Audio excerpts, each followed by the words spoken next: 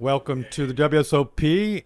We are live in the PokerOrg Lounge back here. We're having a comedy show tonight, but first, we've got Heather Alcorn, who finished second in the ladies' main event. Happened just a few days ago, 2 days ago, right? Yep. So tell us about the whole event, your experience for your dealer. Tell me a little bit of background as a dealer first.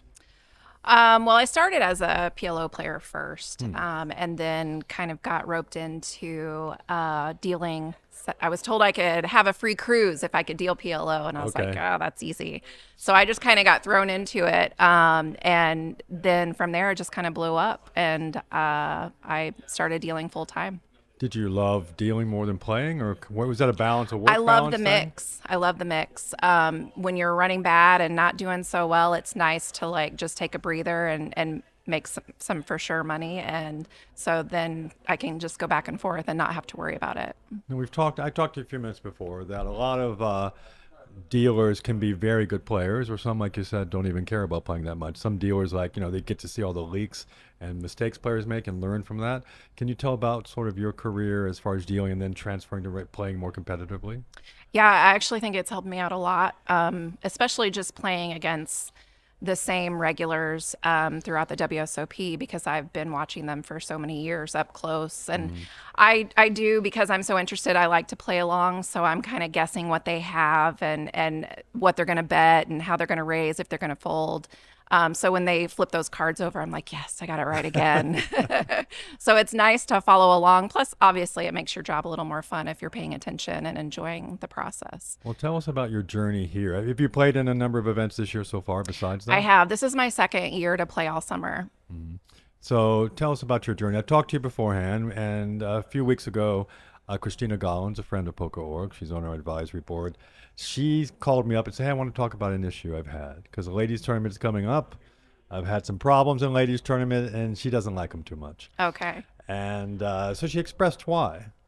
And I was curious. I'd never heard that side of the story. I always thought ladies' events were, a celebratory time. Like last year, I walk in, ladies are hugging each other, they're raising champagne. Something I don't see in the men's events too often, Right. right? Right. So tell us your experience this year, table to table, as you journeyed to the final table.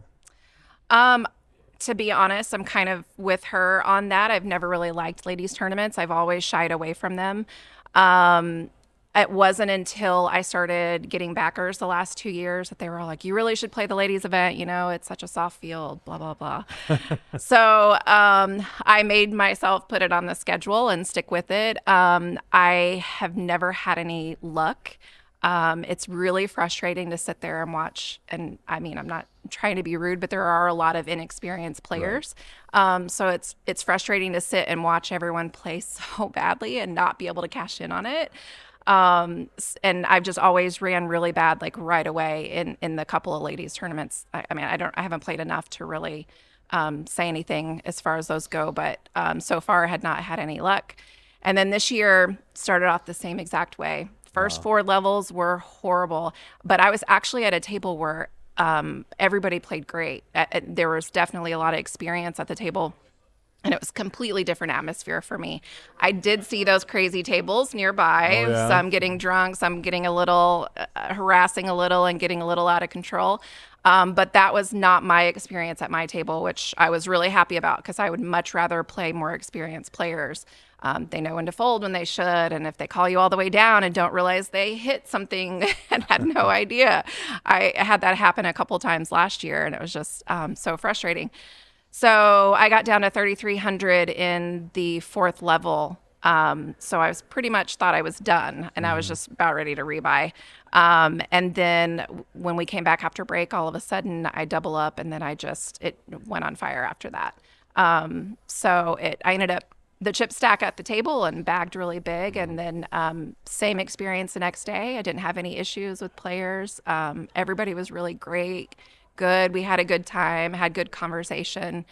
So it was completely different than what I had in the last couple of years. Oh, what did you think you did well during the tournament? Like your favorite, the things you did well against the other players that maybe someone could learn from? Oh gosh, tricky question. Yeah, I didn't throw that one in there. Like, how can I learn from Heather? Because you made a pretty big final table here. This actual tournament itself was a really great blind structure. You had more chips than normal, and because I got a chip stack so early in the tournament, not early in the day on first day, but in the tournament itself, I was able to play a lot of hands and pull some bluffs and enjoy playing. Whereas short stack poker is completely different, and I'm not a fan of it. So that part for me really helped. I was able to get in there with some tricky ones that they didn't see coming because I had the blinds to play it. Right. So. I do want to talk about your preparation for Final Table, but a lot of people don't know you've been dealing for a long time. Yep. You've dealt main event Final Tables, a number of them, Yep. including the one with Martin Jacobson. Yes. And what's been your favorite part of being a dealer? Besides earning extra income, and you've gone on to create a dealer academy to teach other dealers. Yes. Probably my favorite part is just being a part of the history. I run into people all the time that are like, "Oh, you dealt this for me," and blah blah blah. And I'm like, "Oh, I don't remember, but yay!" Is it good and bad? Like, oh, you dealt this for me. It is. Oh yes, definitely. I get those going. Oh, you're not my dealer. Go away. Go away. But I really enjoy being a part of that and watching someone win a bracelet and go through the emotions of struggling to get there and finally getting there. And it's just a great experience. Well, it's been issue the last few years, talking to the players, for the last few years that are very experienced, having to actually help the dealers almost throughout. Yeah. Dealers, because give the WSOP a break. There's a ton of dealers they need for these kind of events. Absolutely. But other players are coming, hey, I'm giving a $700 rake on some of the biggest ones. I should have a dealer that knows how to do the flop and the turn. So have you come across that, and what advice would you give to the WSOP as a owner of an academy of a dealer for dealers? It really is a struggle. There's not any great solution to this problem. Unfortunately, when you try to hire 1,500 dealers for only 6-7 weeks out of the year, you're never going to get that much experience in there to be able to handle these sizes of fields, right, and for this period of time. So I wish that they could afford to go through a little bit of training before that was required. A lot of the problems this year that I've noticed is just so many non-English speaking dealers that you can't even walk them through it. So if they're doing something wrong, you can't even tell them how to fix it. So for me, that was kind of frustrating because I had several of those and in day twos.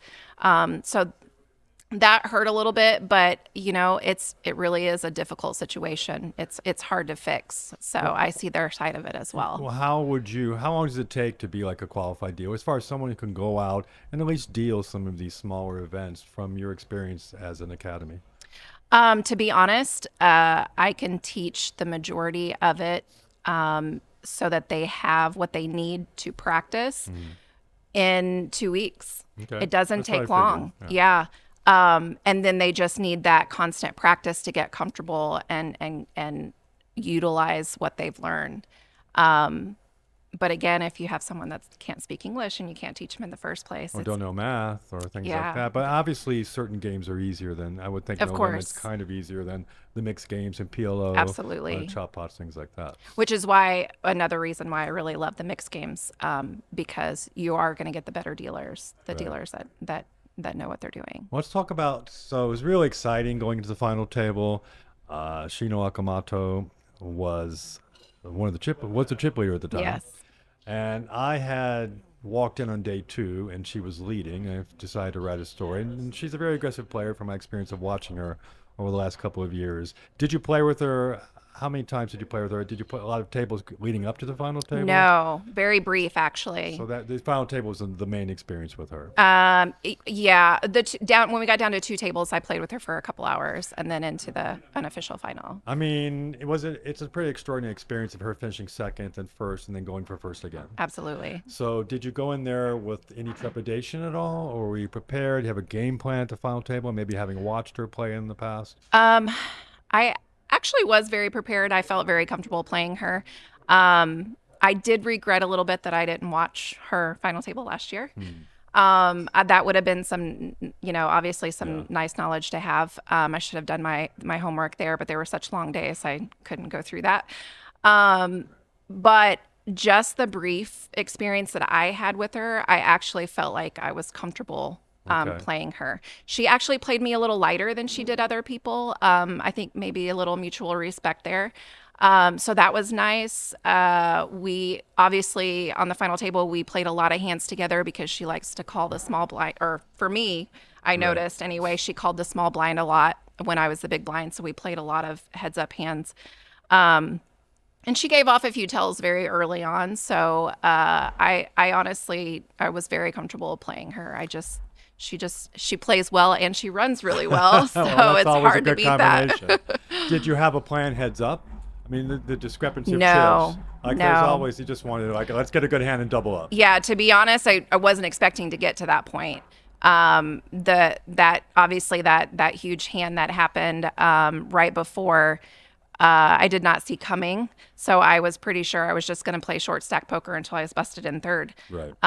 So it all kind of happened so quickly. I was just like, okay, I just have to get back to heads up poker and go with it. So what was the overall experience? And you're getting, obviously had a big rail. You have a lot of friends in the industry. Yeah. That seemed exciting. The rail was going crazy. And I Yeah. looked at that before I came down here to talk to you. Talk about the experience of having so much support, so many people loving you in the industry and rooting for you. It feels really good, obviously. Yeah, especially going into a table like this where everybody wanted her to win. It was That's gotta be a bit obvious. hard. It was definitely a little bit difficult.